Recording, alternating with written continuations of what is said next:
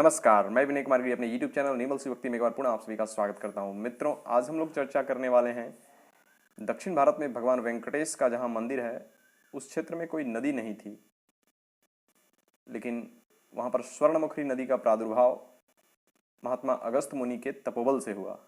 तो इससे जुड़ी क्या कथा है, इसी बात पर हम लोग चर्चा करेंगे। जो लोग चैनल पर नए हैं चैनल को सब्सक्राइब कर लें और बेल आइकन को प्रेस कर दें ताकि आगे आने वाले वीडियोज़ की नोटिफिकेशन आप लोगों को मिलती रहे।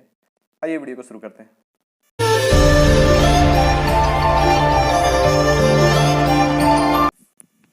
एक दिन अगस्त्य मुनि प्रातःकाल नित्य नियम पूरा करके भगवान शिव की आराधना करने के लिए देव मंदिर में गए।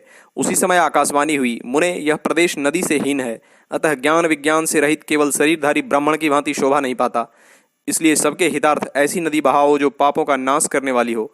पूजन समाप्त कर महर्षि अगस्त्य अन्य ऋषियों से विचार विमर्श करने लगे। तब मुनियों ने कहा, महर्षि, आपके हुंकार से राजा नहुस देवताओं के साम्राज्य से नीचे गिर गए और सर्प योनि को प्राप्त हुए। आपने एक बार महासागर को अपने चुल्लू में रख लिया था। विंध्य पर्वत भगवान सूर्य का मार्ग रोकने को उद्यत हुआ था, परंतु आपने उसे भी शांत कर दिया। तीनों लोकों में हम सब लोग कृतार्थ हैं जो आप से सनात होकर आपके इस आश्रम में निवास करते हैं। यह प्रदेश दक्षिण दिशा में वर्णनीय है और समस्त वस्तुओं से परिपूर्ण है, तो भी बहुत दूर दूर तक यहाँ कोई नदी नहीं है, इसलिए यह शोभा नहीं पाता। सभी की इच्छा सुनकर अगस्त्य मुनि ने इस प्रदेश में नदी बहाने हेतु कठोर तपस्या प्रारंभ की।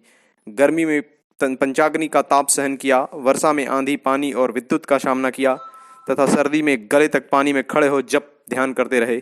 उनकी तपस्या से प्रसन्न हो ब्रह्मा जी प्रकट हुए। उन्हें देख मुनि ने प्रणाम किया और अनेक स्तोत्रों से उनकी स्तुति की। फिर ब्रह्मा जी ने कहा, उत्तम व्रत का पालन करने वाले महर्षि, तुम्हारे इस दुष्कर तप से मैं बहुत संतुष्ट हूँ। तुम्हें जो भी अभिष्ट हो मांगो, मैं उसे दूंगा। अगस्त्य जी ने कहा, आपकी कृपा से मुझे सब कुछ प्राप्त है, परंतु इस प्रदेश में नदी नहीं होने से मेरे मन को खेद होता है। इस पर कृपा करें, मेरे लिए यही अभिष्ट वर है। ब्रह्मा जी ने कहा, ऐसा ही होगा। फिर उन्होंने आकाश गंगा का स्मरण किया और वे तत्काल उनके आगे आकर खड़ी हो गईं।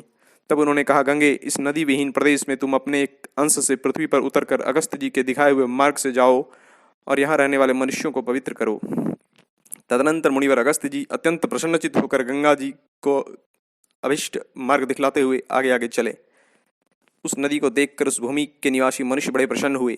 उस समय ब्रह्मा जी की आज्ञा से वायुदेव ने कहा, यह नदी लोगों के सौभाग्य से स्वर्ण की भांति प्राप्त हुई है तथा महर्षि अगस्त के द्वारा इस पृथ्वी पर लाई जाने पर अपनी कलकल ध्वनि से संपूर्ण दिशाओं को मुखरित कर रही है, इसलिए यह स्वर्णमुखी के नाम से प्रसिद्ध होगी।